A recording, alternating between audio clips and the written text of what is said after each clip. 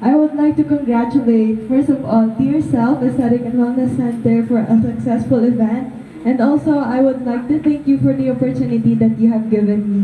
Sa Daxon family po, kay Sir Rick, kay Miss Lovely, sa mga staff po natin, and everyone who made this possible. Thank you so much po. And it's a big opportunity for me to be here and to be one of your faces who will represent your brand. And also, right from the very start, I've been very vocal po about how our staff are welcoming and accommodating. So thank you so much po, and I hope you stay that way because you empower us and you encourage us to take care of ourselves and just to visit your clinics regularly po, and not to be shy and always be courageous.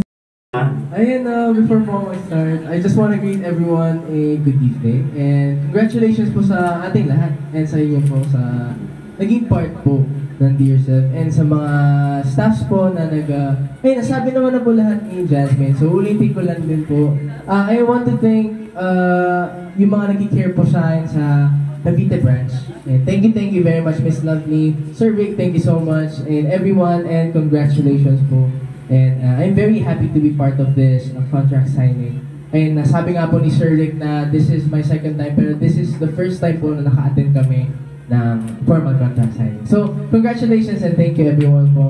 At ito po, siguro po sobrang grateful and thankful po talaga ako na naging part ako ng Dear Self kasi ang dami po pa talaga opportunity na dumating sa akin and offers. Kasi siguro, marami po talagang nagagawa pag nag-glow up ka, no? And syempre, ang daming makakapansin na nag-i-improve ka, no? Ang ganda ba? Imbis na mag-comment sila sa'yo na ba't parang patanda ka ng patanda? Pero ang naririnig ko po sa kanila, parang pabata ka ng pabata. Which is, napakalaking tulong sa akin kasi may confident na po ako makapag-go-see aside from dancing. So, madali na rin po nila akong nanonotice kasi nga po, nag-glow na rin po ako. And ang laki na rin po ng nag-improve ko since nag-start po ako dito. Napakaganda po na naging journey ko and never po akong na-pressure dito sa Dear Self family. Kasi nung una, iniisip ko po, parang ang laki po pala ng responsibility once na naging brand ambassador ka kasi dapat kailangan po ba na palagi kang maganda,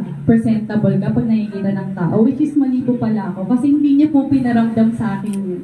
Parang hinayaan niyo lang po talaga na ako ang maka-feel at magpatunay na malaki po pala ang i-improve ko once na, ayun nga po, i-priority mo yung skincare mo. At natutuwa po ako, ang dami rin pong nakakapansin na nag-glow nga po ako. So, thankful po ako and thank you po sa diwala at bagong taon. And sana po magtuloy-tuloy pa po ang success ng ating Dear Self. And ayan, maraming salamat kasi lagi ko po itong sinasabi. Ka-third year ko na po to and di po ako magsasawang sabihin na maraming salamat for boosting my confidence po talaga. Kasi alam niyo naman po yung kwento ko, nung first year pa lang po na talaga. Wala pa talaga akong sa sarili ko, kumpiyansa. Hindi po ako, umiyak. Hindi talaga ako ma-social media kasi ang feeling ko kasi talaga sa sarili ko, I'm not beautiful talaga. Ayun, thank you so much. Yung for boosting my confidence, and hindi lang yan yung Dear Self din nakakatulong sa mental health natin. Every time na down ka, tatambay ka doon, kailangan mo ng kausap, tatambay. Actually, ganun po yung naging routine ng buhay namin. Every time na hindi maganda yung mood mo, pupunta ka doon, tatambay ka. Hindi lang siya, confidence, mental health din. As in, total package talaga, total, po talaga yung binibigay ng Dear Self. And thank you so much po for trusting again. Ayan, maraming salamat po kasi ang dami pong opportunities na dumating po sa akin personally, sa trabaho because of Dear Self. Kasi naging confident na po ako sa sarili ko. And sobrang dumami yung followers ko. Kakapost ko ng pagpapaganda na maganda yung kilikili ko. Ayun. Na I'm a mom pero still slaying pa rin at the age of 37. I'm 37 na po sa mga hindi ko nakakaalam. Pero kaya pa rin makipagsabayan because of the help of Dear Self. Ayan. Thank you so much, everyone. Gusto kong pasalamatan yung pamilya ko kasi kundi dahil po sa kanila, wala po ako dito. I mean, kundi dahil sa kanila, hindi ako magpupursige. Hindi po ako patuloy na lalaban sa anumang hamon ng buhay ko at patuloy na harapin yung mga pagsusubok na meron ako. at patuloy na mag-improve at i-improve pa yung sarili ko. Dahil para din po naman, sa lahat po kasi ng ginagawa ko, para po ito sa pamilya ko. At kung may sasobra man po, para na po yun sa amin ng partner ko. Gusto ko lang din pasalamatan yung partner ko. Yung partner ko na binuo ako.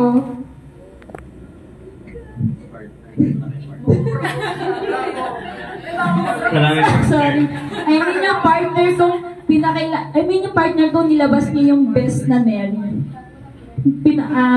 Yung partner ko sa lahat ng negative happiness ko, na gusto ko, siya yung unang-unang makakaalam.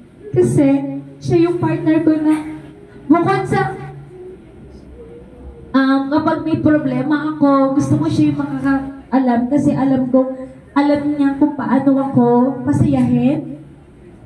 Alam niya kung paano ko kalimutan, alam niya kung paano ko dapat kalimutan yung problema na yon. At siya rin yung nagiging lakas ko kasi kapag alam kong naghihina ako, alam kong nandiyan siya, handa niya akong tulungan at alam ko may masasandalan ako anytime.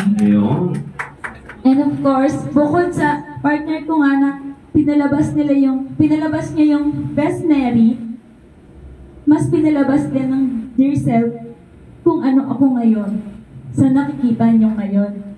Mas sobrang in-improve niya, hindi lang sa body, attitude, sa mga pagdidisiplina, hindi lang didisiplina sa sarili, sa mga like food or something ano pa man na pwedeng makatulong sa akin. Maraming salamat po. And of course, gusto ko lang din magpasalamat sa sarili ko. Kasi kung hindi ko din tinulungan yung sarili ko, wala po ako ngayon sa harapan niyo. And then, thank you, Self. You're the best. Thank you, Self. You're the best. Ganon. Napakaganda ng tanong, no? Why do we choose these people? They are so diverse. They come from different age, at alam mo yun, iba-iba sila ng industry. Isa lang naman yung masasabi ko dito. We chose them because we feel na kaya pa namin na ilabas at bigyan sila ng value. And katulad yan na sinabi ko kanina sa speech ko, it's a partnership, parang a lifetime partnership with us. While they're doing their thing, we just ask na makita ng mga tao yung kayang ibigay ni dear self sa kanila. And that's value, self-worth, and love, of course.